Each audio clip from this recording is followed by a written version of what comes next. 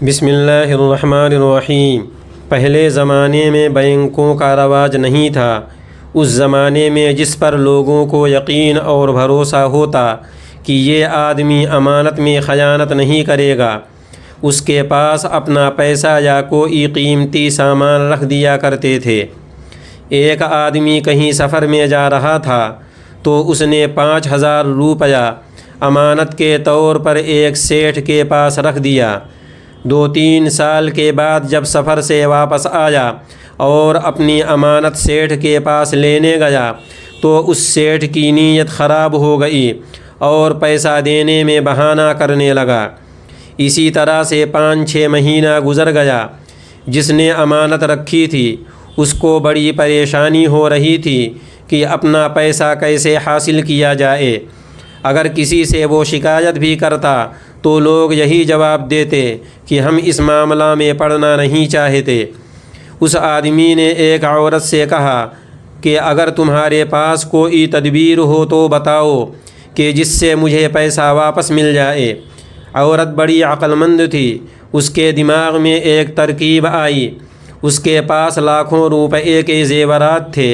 عورت نے اس امانت رکھنے والے سے کہا کہ دیکھو، ہمارے یہ زیورات جو لاکھوں روپے کے ہیں، یہ سب زیور لے کر میں کل صبح اس سیٹھ کے پاس جاؤں گی اور کہوں گی کہ سیٹھ جی، میں حج پر جا رہی ہوں اور یہ لاکھوں روپے کے زیورات ہیں، ان کو میں آپ کے پاس امانت کے طور پر رکھنا چاہتی ہوں۔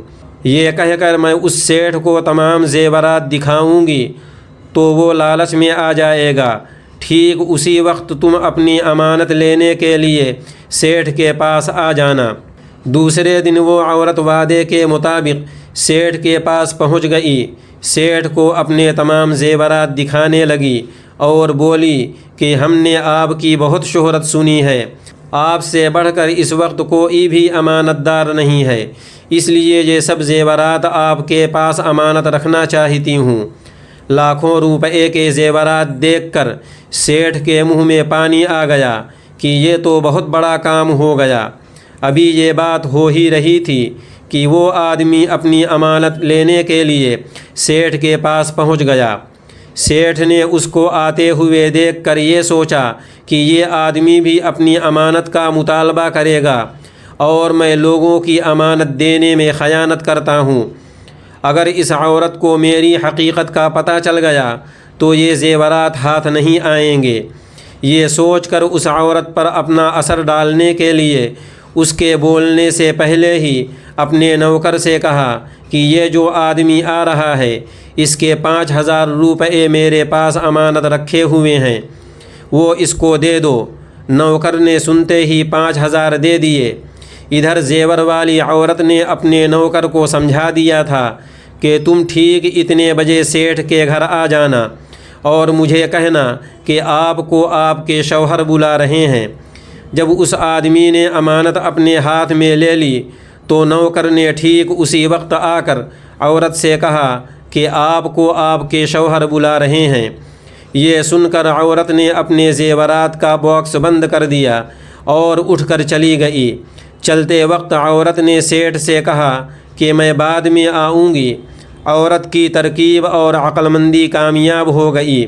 سیٹھ بھی اس بات کو سمجھ گیا کہ ان لوگوں نے 5000 نکالنے کے لیے یہ ترکیب نکالی تھی۔ جس آدمی کو اپنی امانت مل گئی تھی وہ خوشی کے مارے سیٹھ کے مکان کے باہر میدان میں ناچنے لگا۔ سیٹھ بھی اس کو ناچتے دیکھ کر اسی میدان میں آ کر ناچنے لگا۔ ان دونوں کو ناچتے ہوئے دیکھ کر بہت سارے لوگ جمع ہو گئے اور ایک دوسرے سے پوچھنے لگے کہ ان دونوں کے ناچنے کی کیا وجہ ہے۔ جب سب کو ناچنے کی وجہ معلوم ہوئی تو کسی نے سیٹھ سے پوچھا کہ سیٹھ جی، اس آدمی کو تو 5000 کی امانت ملی، اس خوشی میں وہ ناچ رہا ہے، آپ کس خوشی میں ناچ رہے ہیں؟ سیٹھ صاحب نے جواب دیا کہ مجھے ایک سبق سیکھنے کو ملا کہ زیادہ پیسے کی لالچ میں آ کر تھوڑا پیسہ کسی کو واپس نہیں کرنا چاہیے، اس لیے ناچ رہا ہوں۔